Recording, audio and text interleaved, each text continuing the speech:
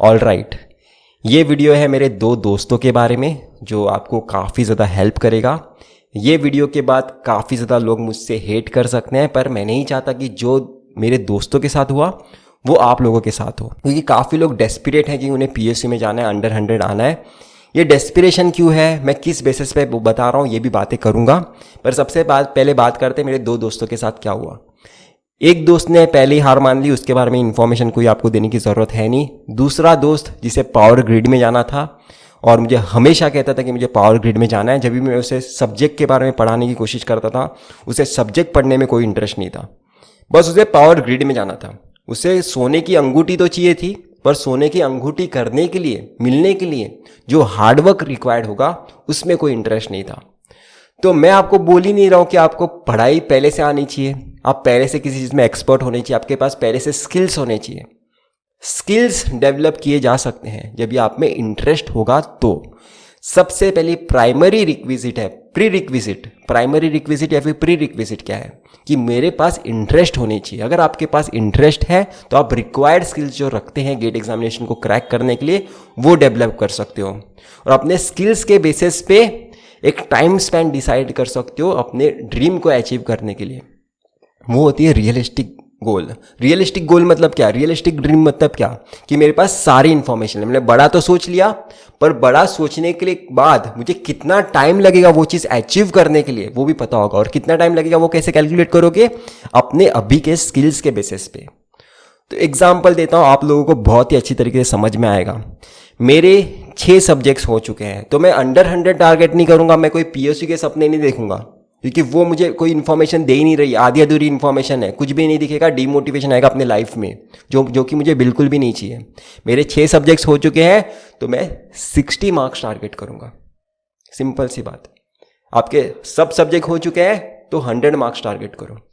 ये marks target हो सकते हैं, ये मार्क्स टारगेट हो सकते हैं, अचीव हो गए कि नहीं वो डिपेंड करता है उस साल की डिफिकल्टी लेवल पे पेपर के।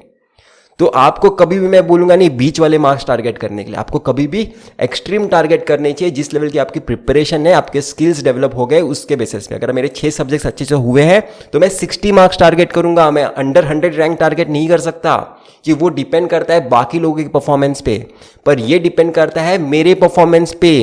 तो अपने परफॉर्मेंस में जो टारगेट है ना उसके बारे में सोचा करो, वो आपको मोटिवेशन देगा, और जितना ज़्यादा मोटिवेटेडली आगे जा पाओगे उतना ज़्यादा आपके लिए बेनिफिशियल होगा। जो लोग भी मेरी बातें समझेंगे उन्हें अपनी गेट की प्रिपरेशन में आगे जाने के लिए काफ़ी ज़्यादा हेल्प मिलेगी, और जो चीज़ के वो हकदार है वो उससे कोई नहीं छीन सकता। वो इंसान एटलीस्ट क्वालिफाई तो हो ही पाता था अगर वो अपनी रियलिस्टिक गोल बनाता था कि मुझे पावर ग्रिड में नहीं, मेरे जितने सब्जेक्ट्स हो चुके हैं ना उसमें मुझे अपना 100% देना है। पर उसने क्या किया कि मुझे अंडर 100 आना है, जो कि उसके लिए तब इम्पॉसिबल था। हो सकता है टाइम के साथ वो पॉसिबल कर पाता था, पर अपनी प्रिपरेशन के टाइम भी अंडर 100 आना है, अंडर 100 आना है, ये सोच सोचकर उसने अपनी प्रिपरेशन भी स्पॉइल कर दी।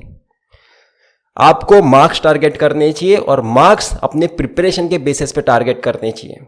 आपको कोई अपने दोस्त के मार्क्स टारगेट करने की जरूरत नहीं, अपने किसी टॉपर के जितने मार्क्स मिले थे वो टारगेट करने की जरूरत नहीं। अगर आपके 7 सब्जेक्ट्स हो चुके हैं तो 70 मार्क्स टारगेट करो, सिंपल सी बात है। ये आपको आगे लेके जाने के लिए हेल्प करेगी, और आपको मोटिवेटेड रहोगे पूरे अपने जर्नी में। ये एक प्रोसेस है, और ये प्रोसेस वही इंसान बहुत ही अच्छी तरीके से करेगा जो प्रोसेस में अपना 100% डालेगा। 100% तो तब डालोगे ना जब आपका माइंड अभी में फोकस होगा।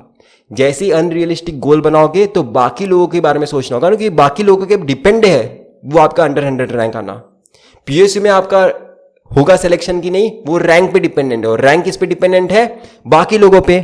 पर अभी के मार्क्स, अगर मेरे 7 सब्जेक्ट हो गए तो 70 मार्क्स लाना मेरे पे डिपेंडेंट है, तो मैं अभी पे फोकस कर सकता हूँ।